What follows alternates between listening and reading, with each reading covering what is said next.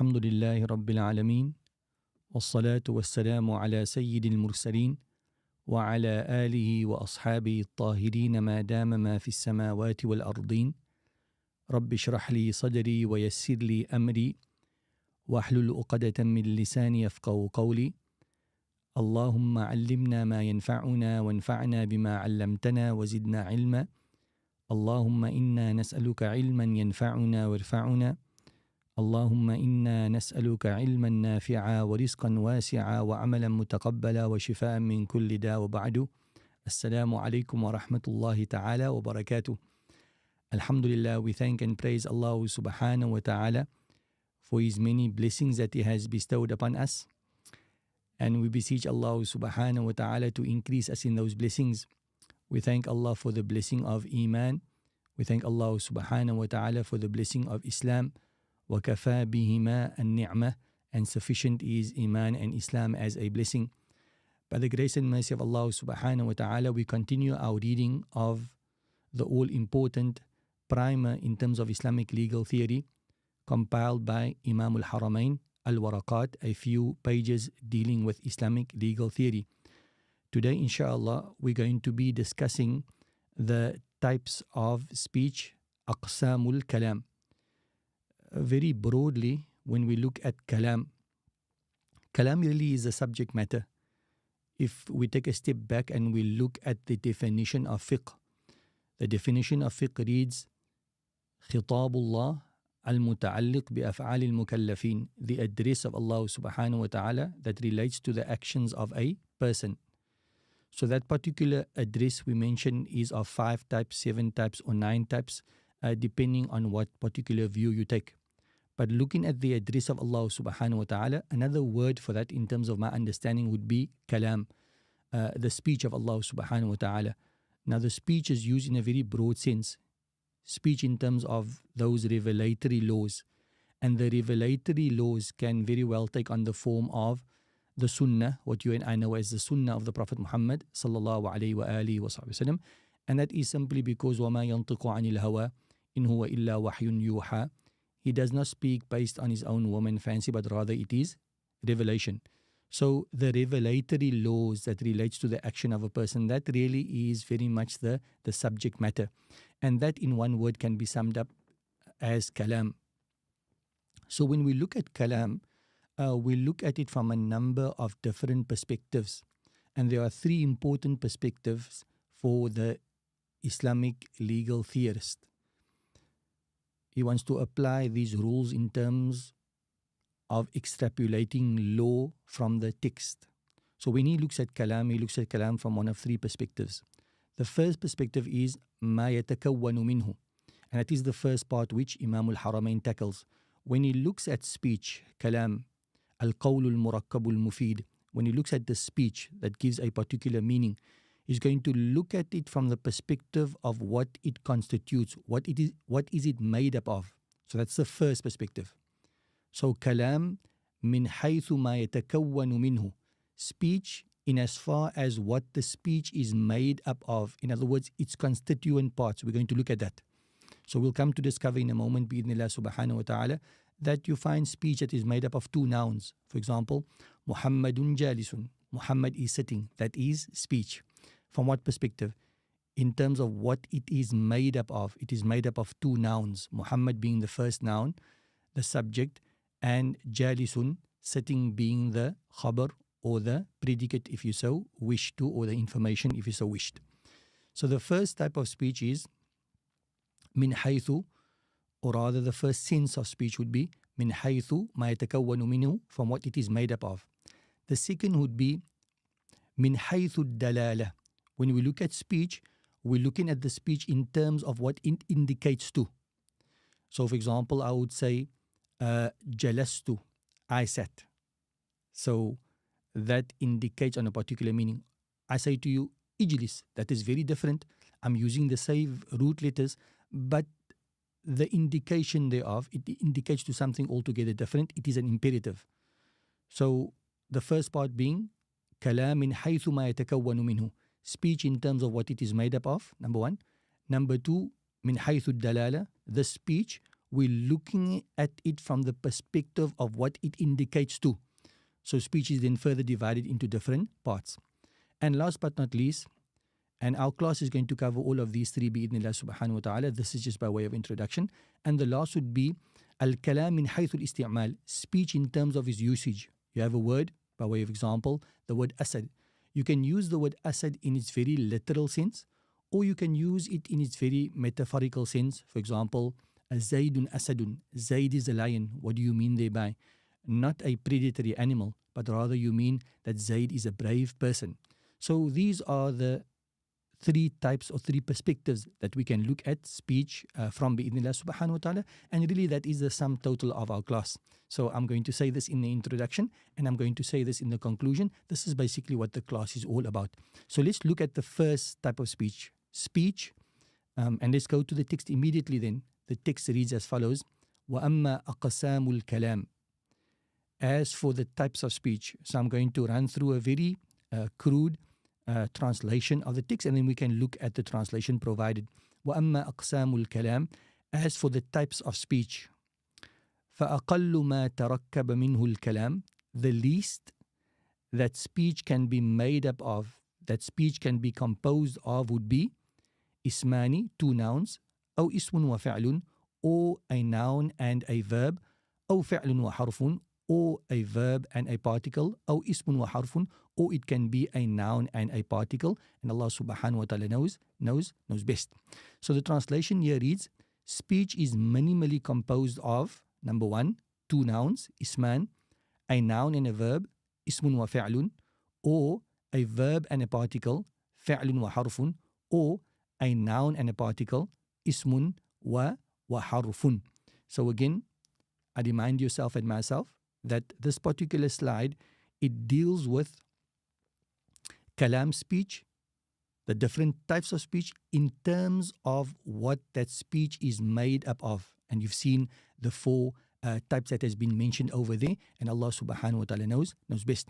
So since we are discussing kalam, by way of introduction, what is kalam according to the grammarians? Many of you that are studying Usul al-Fiqh or studying fiqh or the other sciences at this particular stage have a basic appreciation in terms of nahu, in terms of grammar. Kalam according to the grammarians would be what? When they talk about kalam, what do they refer to? They talk about al-qawl, it is an utterance, al-mufid, that gives a meaning, al-qawl al-mufid al-murakkab, and it is also compound. It can't be Zayd. Zayd is a kalima, it is a single word. Kalam, speech, is an utterance, but this particular utterance is a compound utterance. It is made up of two or more words. Now, and then yufidu, it gives a meaning. You can have Rasulullah, it is two words, but it doesn't give you a meaning because you're still asking the question, what about the Messenger of Allah subhanahu wa ta'ala? You still be answering those particular questions. So that really is, and normally when we read and you come across the word kalam, and then what your mind runs to is basically sentences or speech. In other words, beneficial speech. Speech that gives you a meaning. Now, so if that is the case, and then this particular division doesn't really make sense. But as we explained a moment ago, that this aqsamul kalam, really it is aqsamu ma yatarakkabu minul kalam. It is different types of speech in terms of its constituent parts is divided into a number of categories. And as you have read above, it is basically four categories. Now we're going to go through those examples. This particular part of the lesson is a very simple part of the lesson. We're going to be dealing with aqsamul kalam, types of sentences in a moment. We're going to be dealing with that.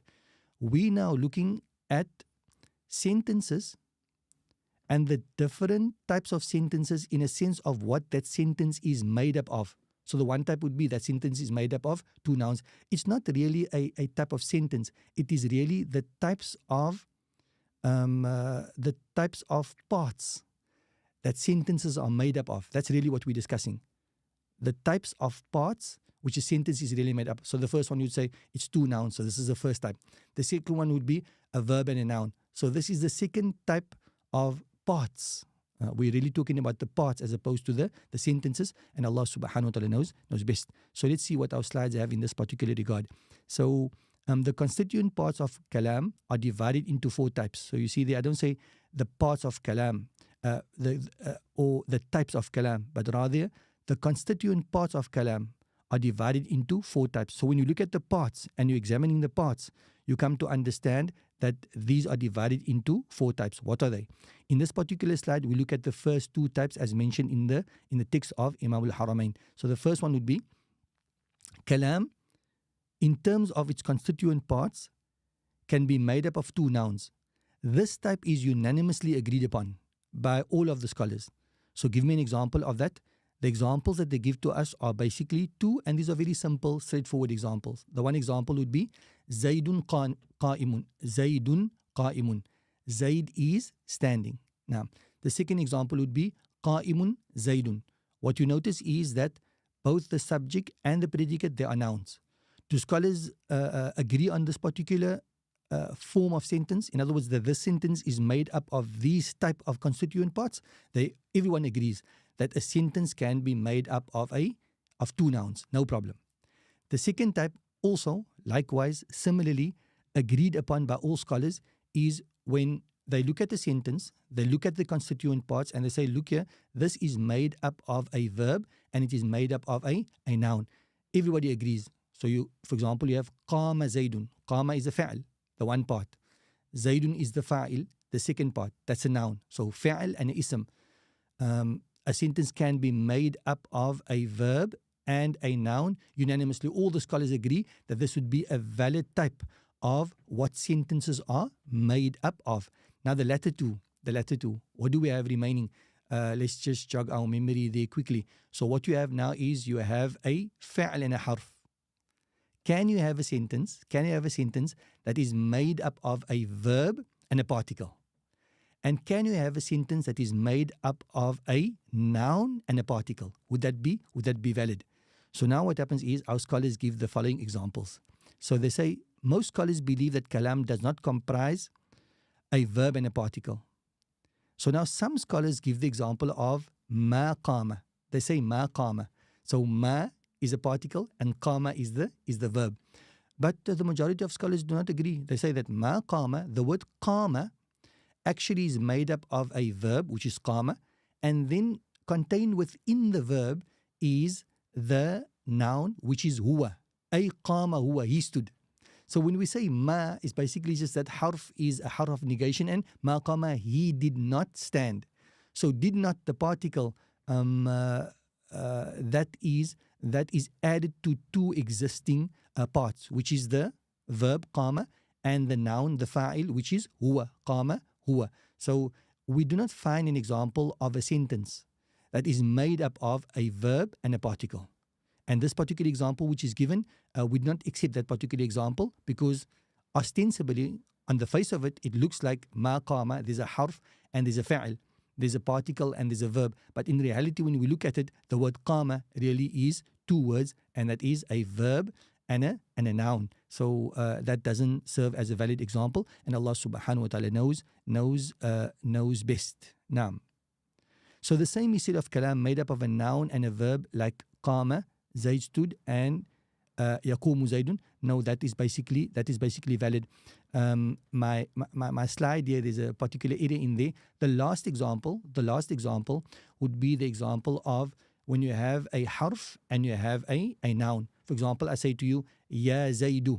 So when you look at the parent of it, you say, oh, subhanAllah, here's an example of a harf ya and a noun Zaydu. So it appears that a sentence can be made up of a particle and a noun.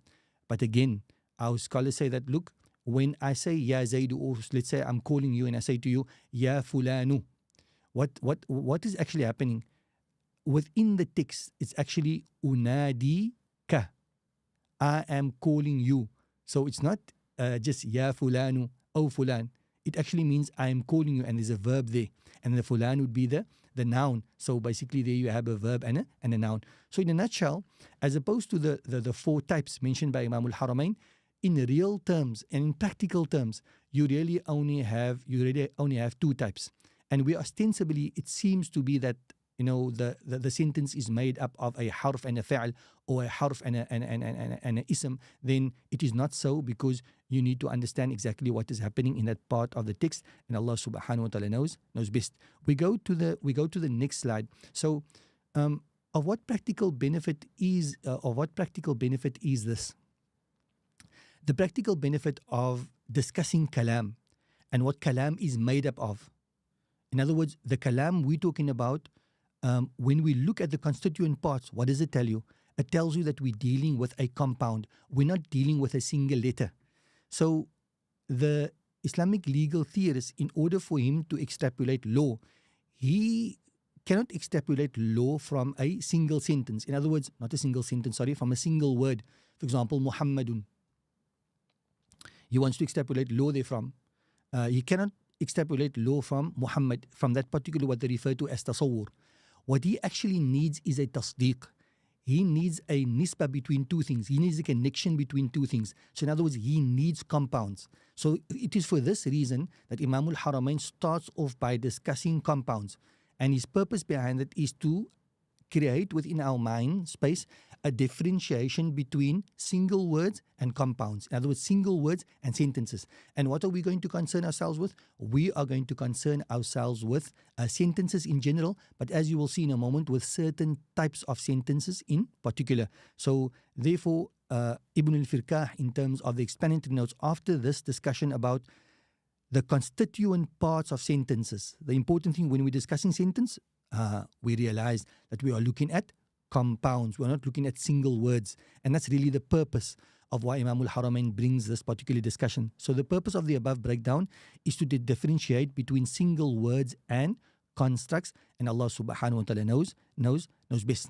Now we go on to the second part bi'idhnillah subhanahu wa ta'ala, and that is kalam min haythu dalala. We are looking at speech. Now we know we have sentences. So we're going to have now in front of us that two nouns, or we're going to have a noun and a verb. Now we're going to have that in front of us. Now we're going to study that kalam. But from what particular perspective? From the perspective of what that kalam indicates to. So I'll give you an example. Allah subhanahu wa ta'ala, Allah says to us, Aqim salah. Now, so there's actually three words. Aqim, establish. Who must establish? You establish, because that is contained within that particular imperative part of the verb. And then what does it say? As-salata, you establish the salah. So when we look in terms of the indication of this word, what does these words indicate to? The meaning. The meaning is a meaning of command. It's an imperative. Allah subhanahu wa ta'ala is issuing a mandate to you. Allah subhanahu wa ta'ala is commanding you. Now, then alternatively, Allah subhanahu wa ta'ala may say to you, Shahidallahu annahu la ilaha illahu. That Allah bears witness that there is no deity worthy of worship besides Him. What do we find? Is it kalam? Yes. What meaning does it indicate to? It doesn't indicate to an imperative, but rather it is simply information that Allah subhanahu wa ta'ala is informing you about. So the madlul of that particular speech is actually a khabar. It is information which Allah subhanahu wa ta'ala is giving to you. So there we've actually covered two parts, but let's go to the text now bi'idhnillah subhanahu wa ta'ala and look at kalam in a sense of what it indicates to. So from that particular perspective, sentences, kalam, speech can be divided into the following categories. What are those categories? So the author says, Al-kalamu yanqasimu ila amrin wa nahyin wa khabarin wa istikhbarin. That speech, yanqasimu, is divided into amr. So you look at any of the speech of Allah subhanahu wa ta'ala, atu zakah by way of example. What do you find? That it is a speech of Allah subhanahu wa ta'ala made up of two words, because that's the nature of speech. And what does it indicate to? That speech indicates to a particular meaning. What is that meaning? That meaning is actually a command. Or it could very well be a prohibition. وَنَهِينَ إِلَىٰ أَمْرٍ وَنَهِينَ, a prohibition. لَا تَقْرَبُوا الزِّنَا, do not come close to adultery or fornication. وَخَبْرٍ, on the other hand, it could basically indicate to a speech of Allah subhanahu wa ta'ala that is declarative, as we will see in a moment. In other words, it's information. وَاسْتِخْبَارٍ, or it could very well be a question. Now you'd notice that in terms of the slide, وَيَنْقَسِمُ أَيْضًا إِلَى تَمَنٍ وَقَسْمٍ. It is also divided into تَمَنٍ, a wish, if you so wanted to, وَقَسْمٍ, and an oath. You find that I basically highlighted that particular part, and the reason why I highlighted is because you find that it is mentioned in some of the copies of the Waraqat and not mentioned in other of the copies. So for the benefit that it has, I hereby quote Ibn al-Firqah, and he tells us basically, this addition which we had now, of it being divided into a wish, like you have a person says, Ya laytani kuntu turaba, how I wish I was sand. So that is speech. It is a sentence made up of two words, more in this particular case, and it indicates to a particular meaning. What meaning is this? It's not a command, it's not a prohibition, it's not information, it is not a question as such, but what is it? It is basically a wish. The person says, how I wish I was sent. Ya laytani lam attakhidh fulana khalila. How I wish I didn't take so and so as a bosom friend. And Allah subhanahu wa ta'ala knows best. So here for the benefit that it has been Allah subhanahu wa ta'ala, we look at the different copies of the Waraqat, and we see in which copies this particular text is found and which is not found. It is not a fundamental part of the lesson, but interesting nevertheless. So let's look to that now. So Ibn al-Firqah highlights that Imam al-Haramain does not mention the latter two types.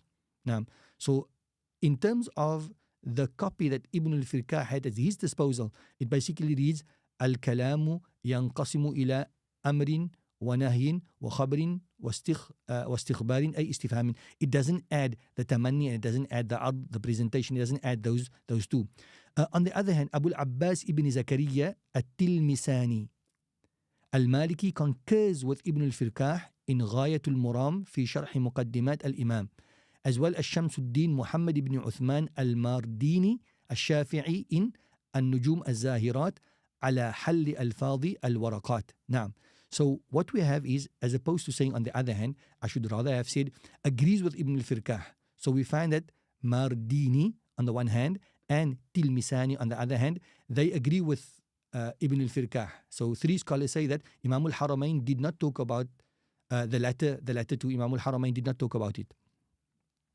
However, Jalaluddin al-Mahalli and others, there's another scholar by the name of al-Abbadi, and they also have shuruh on the Waraqat of Imam al-Haramain. So what they do is they actually mention as part of the text of Imam al-Haramain, and they go on to explain it as per normal, like they explain in the speech that of Imam al-Haramain. So their copies give you the impression that the latter part, dividing speech in terms of its indication, includes, look, from, if you open a grammar book, you will understand definitely that a wish is also a form of speech. Ard, presenting something to somebody. Ala tanzilu indana.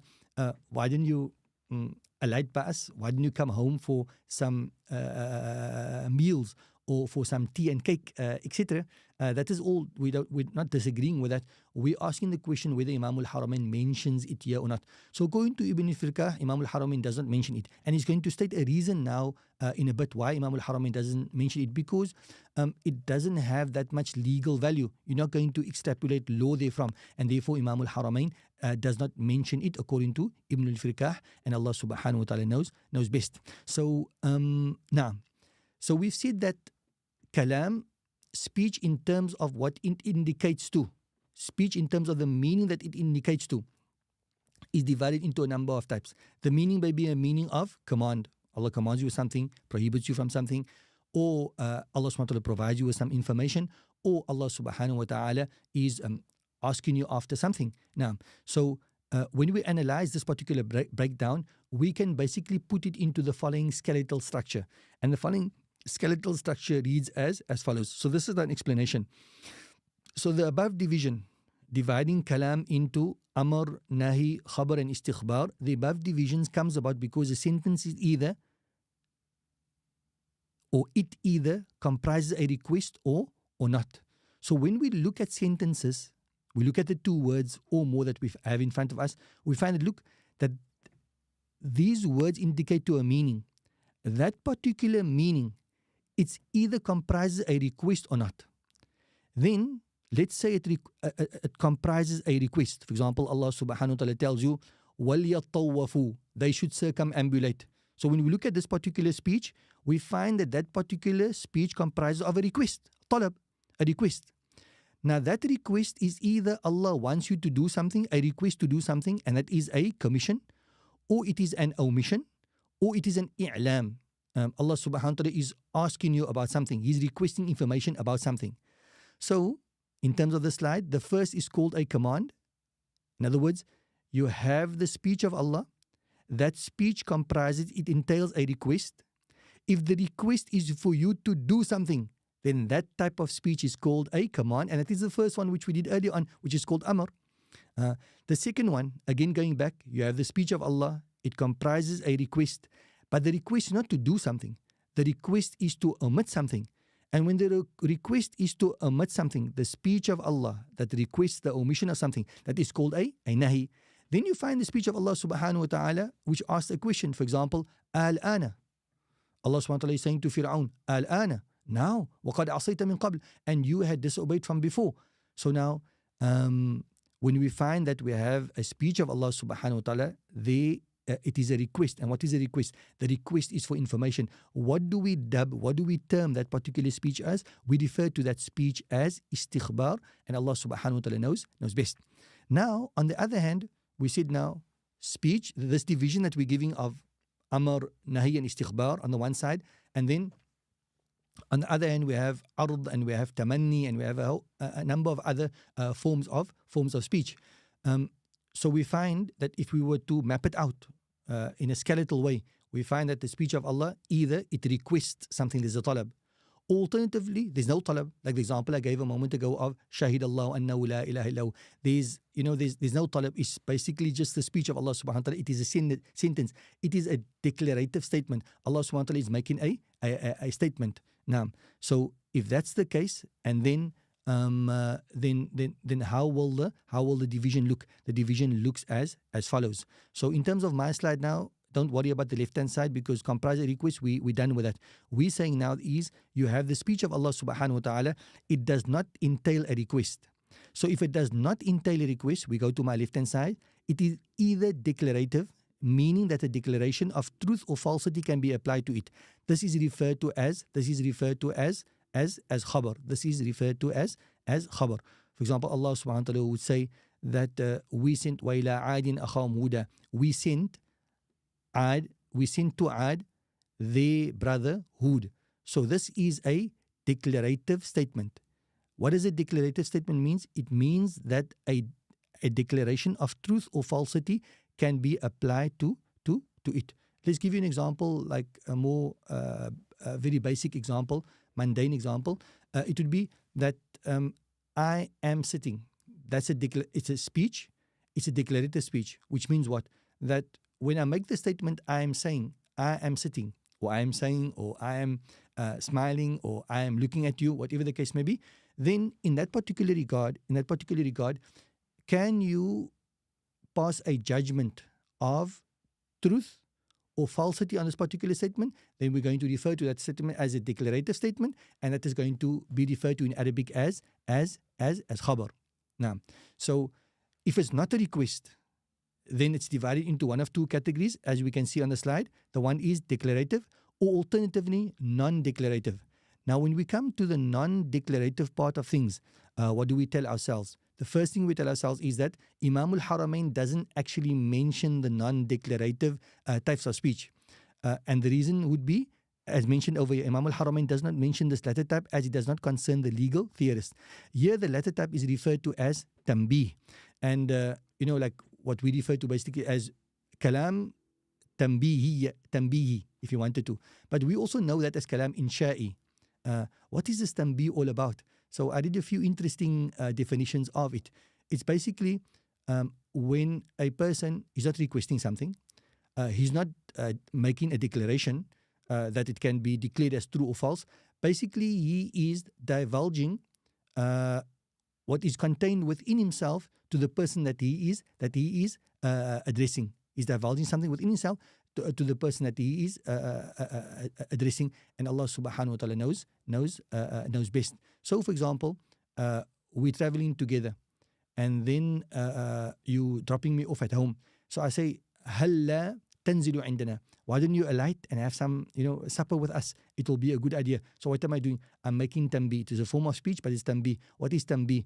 Tanbih is making apparent that which is contained within me to the person that I am, that I'm addressing, in a manner that it doesn't make sense to apply the law of is that true or is that false to it, and Allah subhanahu wa ta'ala knows best. So that brings us to an end in terms of the second part now. We're going to give a number of examples of whatever we've mentioned now, bi'idhnillah subhanahu wa ta'ala, as Ibn Firqah does that. But what have we been talking about? Al-Kalam min haythu ma yatarakkabu minhu. Speech, dividing speech from what particular angle? From the angle of its constituent parts. Its constituent parts can be made up of a number of different things. That was the first thing we looked at.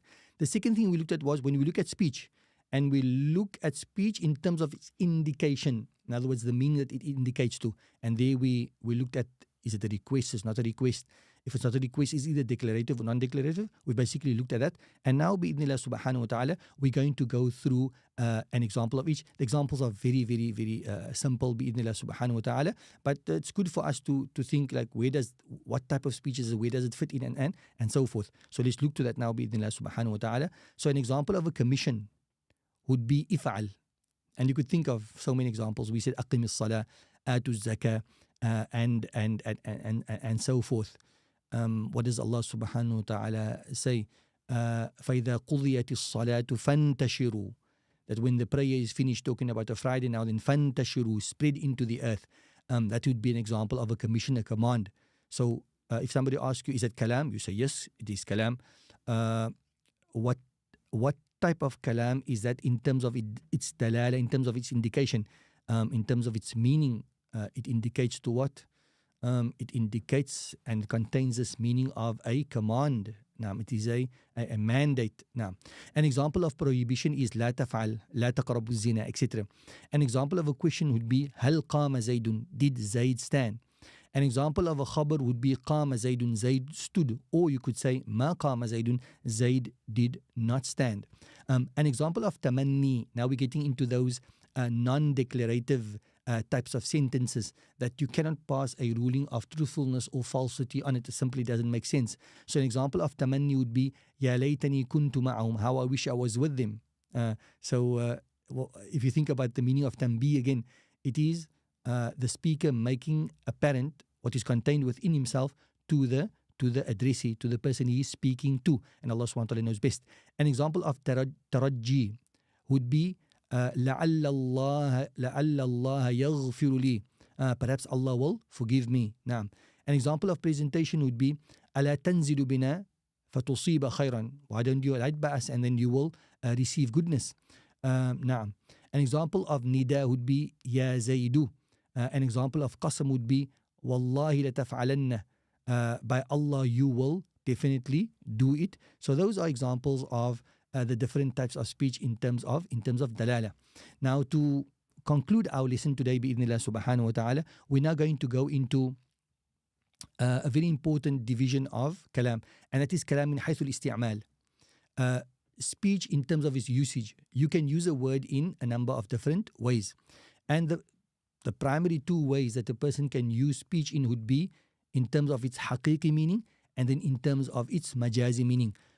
What is meant by haqiqa, what is meant by majaz, we look to the next slide in this particular regard. So Imam al-Haramain says, وَمِن وَجْهٍ آخَر, and from a different perspective. And what perspective is that? A perspective of isti'mal in terms of usage. How do you use a word? So وَمِن وَجْهٍ آخَر, from another perspective, يَنْقَسِمُ إِلَى حَقِيقَةٍ وَمَجَاز, that speech is divided into haqiqa, if you wanted to for now, a literal meaning or a majazi meaning. فالحقيقة ما بقي في استعمال على موضوعه. So حقيقة, speech is literal when it's used to signify the original meaning that it was assigned. In other words, it is used in the original meaning that it was placed for. It is used in the original meaning that it was placed for. Now, so based on this particular definition, and this is something which we're going to repeat a few times inshallah in our lesson or what remains of the lesson, I say, for example, هذا أسد, I'm in the zoo and I look at the lion behind the cage and I say هذا أسد. So I'm using the word asad in the original meaning for which it was placed for. And what was the original meaning that it was placed for? It was placed to refer to this predatory animal. At the same time also, I can use the same word in its metaphorical sense. So I say, Maulana Irshad Asadun. Maulana Irshad is a lion. I don't mean a predatory animal. I mean he is brave. So I'm using the word Asad not in its haqiqi sense, not in its literal sense. I'm using it in its majazi sense. And Allah subhanahu wa ta'ala knows best. Waqila, however, there's an ikhtilaf regarding this. And this is a unique ikhtilaf. According to another position, it is literal when it's used to signify the meaning that any community of speakers agree to. So certain other scholars, they say that haqiqa is when you use a given word, in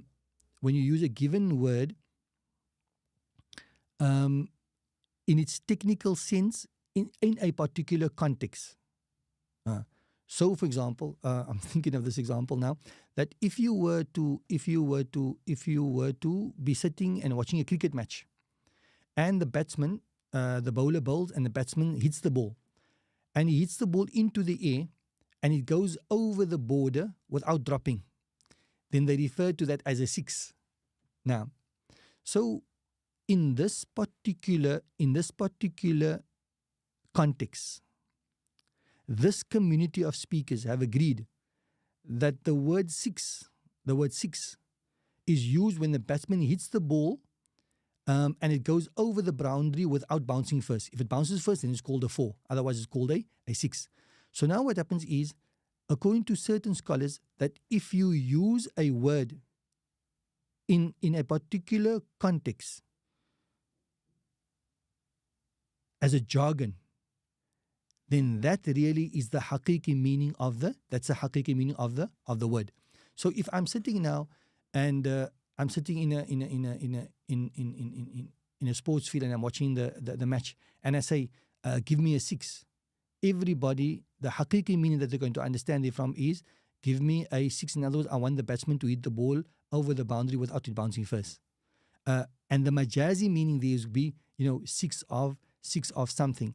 And Allah subhanahu wa ta'ala knows best. He's going to use 6 of something else, and Allah subhanahu wa ta'ala knows best.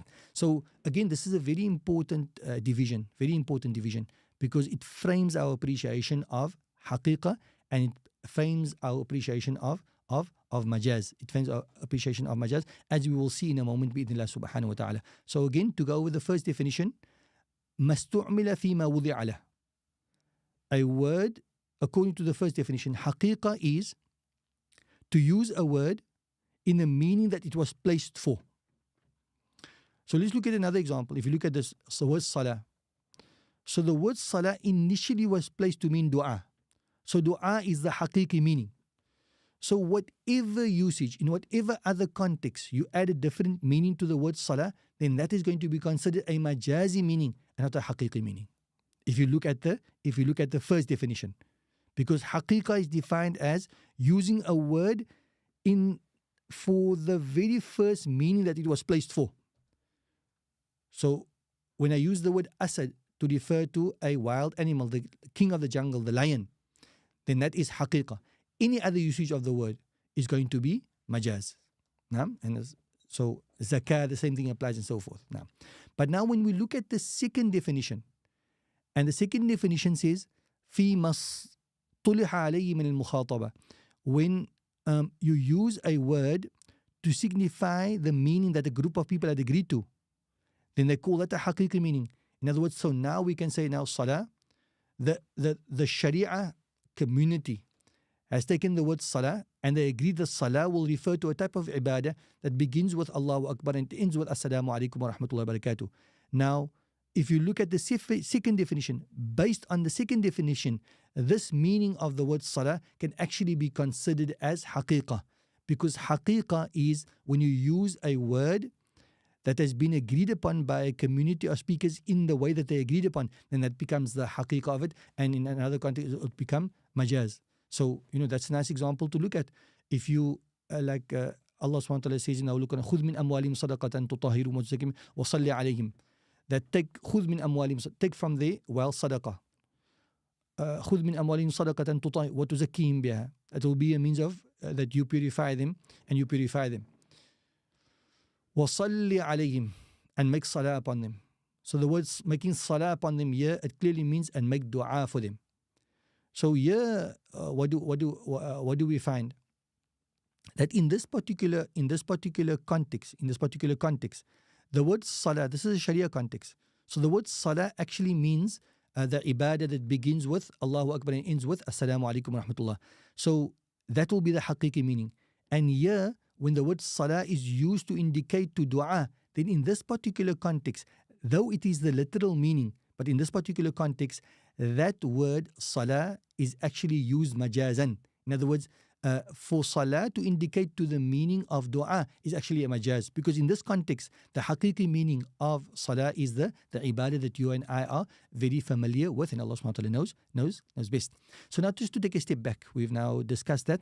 The next slide deals with this whole issue of, what's the wajud tasmiyah?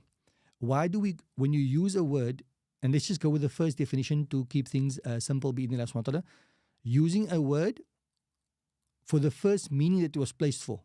Now, we refer to that as haqiqah.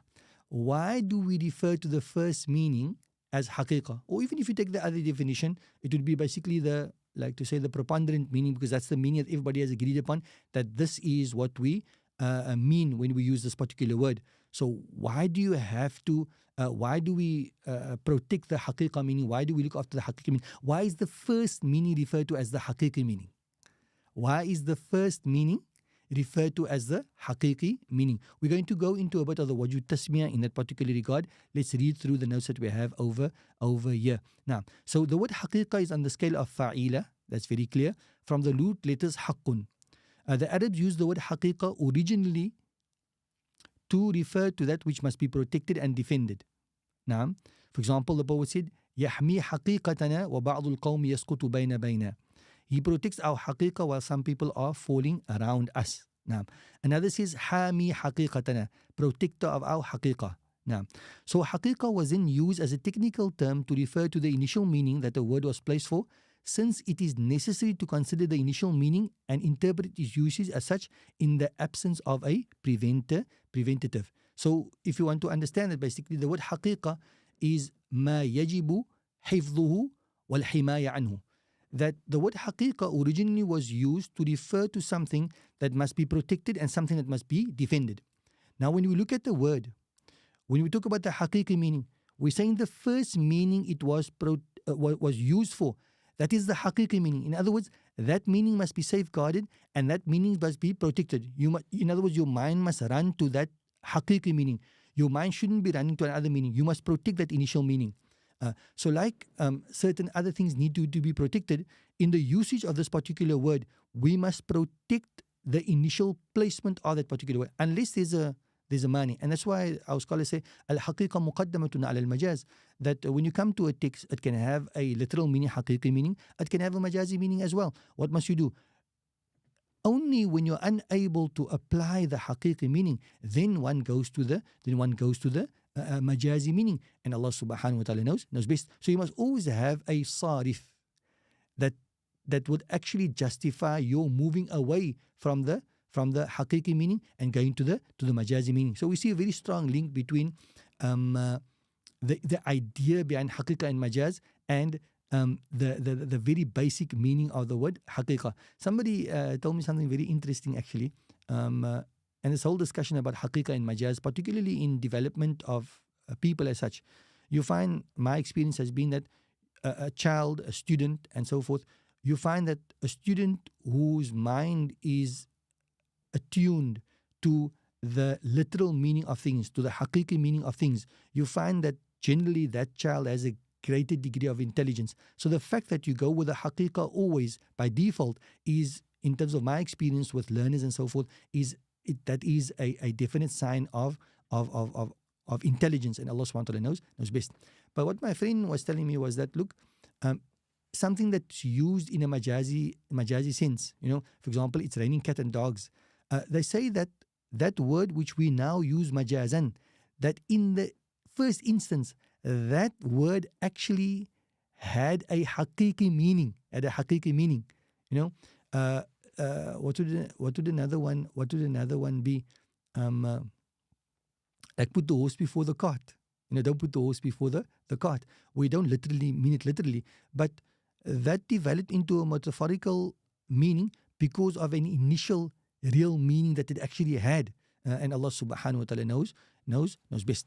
The last slide that we do for today, bi'idhnillah subhanahu wa ta'ala, would be that what is the proof that you get haqiqah and majaz? It's basically by induction. By induction, we found that scholars, when we look at the Arabic language, by induction we find that the Arabs have used words sometimes in its